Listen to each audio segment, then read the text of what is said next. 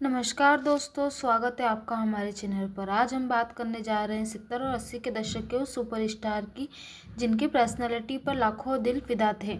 जी हाँ दोस्तों, हम बात कर रहे हैं विनोद खन्ना और दूसरी तरफ थी खूबसूरत, बेबाक और टैलेंटेड अभिनेत्री अमृता सिंह। क्या सच में दोनों के बीच कुछ था, या रिश्ता बनने से पहले ही टूट गया, या फिर ये सिर्फ बॉलीवुड की एक अधूरी अफवाह बनकर रह गया?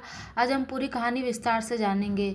विनोद खन्ना 1970 का दशक, जब बॉलीवुड में राजेश खन्ना और अमिताभ बच्चन का दौर था, उसी समय एक ऐसा चेहरा तेजी से उभर रहा था।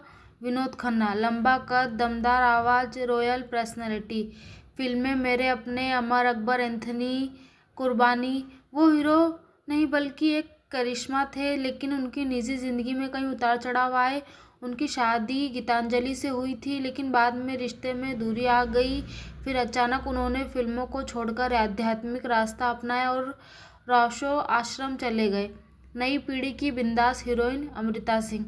80 के दशक की शुरुआत, फिल्म बेताब से एक नई अभिनेत्री ने एंट्री ली। अमृता सिंह वो पारंपरिक हीरोइन जैसी नहीं थी, बोल्ड और खुलकर अपनी बात रखने वाली। कम उम्र में ही उन्होंने बड़े बड़े सितारों के साथ काम किया और यहीं से जुड़ता उनका नाम विनोद खन्ना के साथ। पहली मुलाकात। बताया जाता है कि एक फिल्म के सेट पर दोनों की मुलाकात हुई। विनोद खन्ना उस समय इंडस्ट्री में स्थापित सुपरस्टार थे और अमृता सिंह नई नई आई थी। दोनों के बीच अच्छी दोस्ती हुई, सेट पर बातचीत, हंसी मजाक, लेकिन उम्र का फासला काफ़ी था। विनोद खन्ना उनसे लगभग 13 साल बड़े थे। इंडस्ट्री में चर्चा शुरू हो गई, क्या दोनों के बीच कुछ चल रहा है। हालांकि किसी ने कभी खुले तौर पर स्वीकार नहीं किया। क्यों अधूरी रह गई ये कहानी? उम्र का अंतर, उस समय समाज इतनी खुली सोच वाला नहीं था।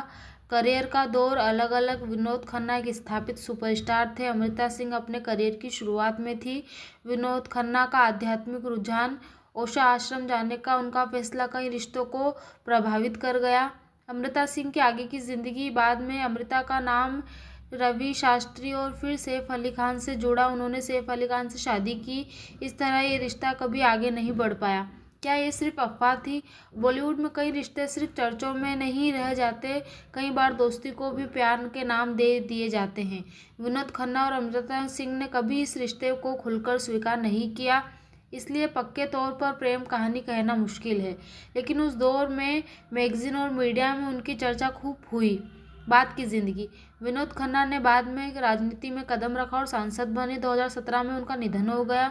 अमृता सिंह ने सैफ अली खान से अलग होने के बाद अपने बच्चों की परवरिश पर ध्यान दिया।